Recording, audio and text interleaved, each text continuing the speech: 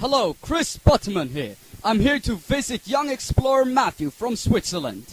He is a very environmentally aware teenager. But we'll hear his story tomorrow. First, I'm gonna get a good night's rest.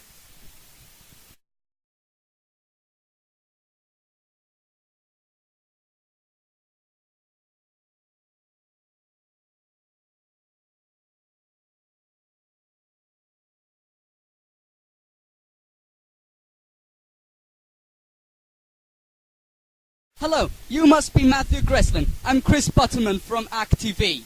What are you doing here? Hey Chris, right now I'm observing the local seaweed farmers while I'm doing a small beach cleanup. Great, Matthew. Did you know you're the first teenager to be interviewed by AcTV? Let's meet up in an hour at your place, okay? So, Matthew, where are you and what are you doing here?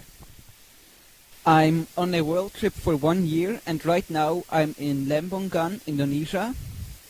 I'm traveling because I want to know more about the people and the environment of our planet.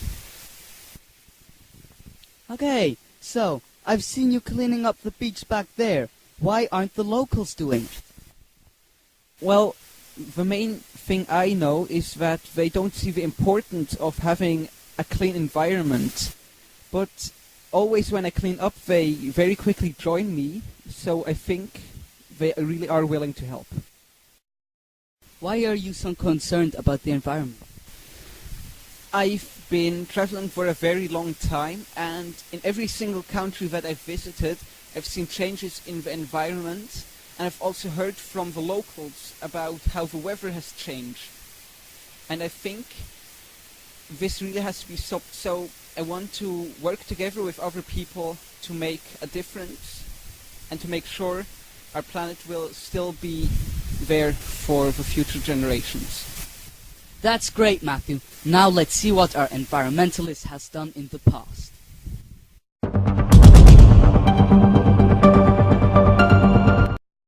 My brother and I developed educational material about chicken, eggs and the environment for teachers and students. The teacher organization Lehrer Online uses our material in biology classes. Together with other small groups of students, we were awarded the Jugend Software Prize 2008. During the same year, my school class won the Swiss Junior Web Award. With the internet game Uzzoni, we educate other students about climate change. Presenting information in an interactive way is something that I find very effective. Motivated by these successes, I joined YEP in the end of 2008. I was 13 years old.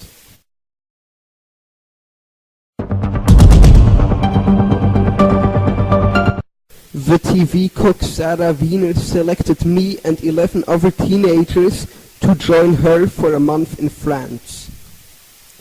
We learned about biological gardening, keeping animals, and Sarah taught us how to cook. The multilingual TV series is back on Arte TV at the moment. That summer, I flew to Spain and spent a week with the Swiss foundation FIRM. Katharina and her team researched the dolphins in the Strait of Gibraltar. It was a study. Went with them on their boat rides, and biologists gave me lectures about dolphins and the activities in the Strait of Gibraltar. The members of my jogging club and other Swiss young explorers joined me in promoting the 2010 Earth Hour. With clear signs on our backs, we ran the 10-kilometer Beerslauf 2010 in Switzerland. You might see some familiar faces on this picture. The second half of 2010, so the beginning of our world trip, was filled with activities. I'd like to highlight the week I spent with the Sea Shepherd team in Taiji, Japan.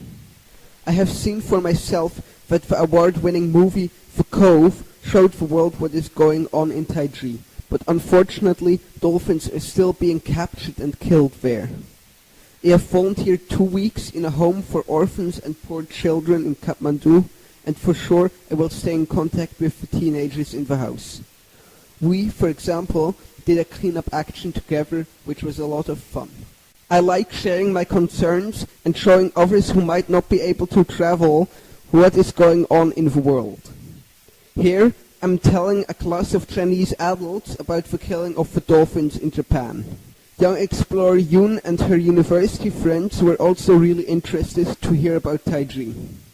It was an honor to tell Mike, his family, and other young explorers in Shanghai about my experiences at the Bay of Taiji. It was great to join the first Borneo ACT project team. It brought me to the world of diving. I met great young explorers and really liked to be part of the actions we took as a group. Just after the first Borneo ACT project, I flew to Singapore and participated in the North to South sponsor walk for Borneo. I just completed my advanced PADI course and swam with manta rays, seeing that they have to share the ocean with plastic bags. I've started yet another cleanup right away. So Matthew, the last few years were quite exciting for you, but what are your plans for the future? Well, I have 4 main plans for 2011, which I'll explain now. The first one is that I'm involved with a Greenpeace group that's against the construction of new nuclear energy plants in Switzerland. Right now there's 5 nuclear power plants in Switzerland, of which 3 will soon be too old and have to be closed. When I'm back home, I want to rejoin the group and prevent the construction of new power plants. My second project is about a biofuel factory that is being built close to where I live. It processes jatropha nuts, which are grown in Mozambique, and seems like a good idea. However, there are many problems with it. First off, there'd be a lot of monoculture involved. Second, the jatropha nuts would take up the space of crops. And lastly, a lot of precious water would be used on the jatropha nuts. Before I went on this trip, I collected signatures against the construction of the plant, and I'm happy to say that, for now, the project has been put on hold. Next, since I will be going to a new school next year, I want to start an environmental group. The school currently doesn't have one, and I really want to see what I and other students can do together. And my final and personally most important goal for this year is to join the Canada selection camp and hopefully also the expedition itself. Matthew, I can imagine that you have many more pictures and have done much more for the environment.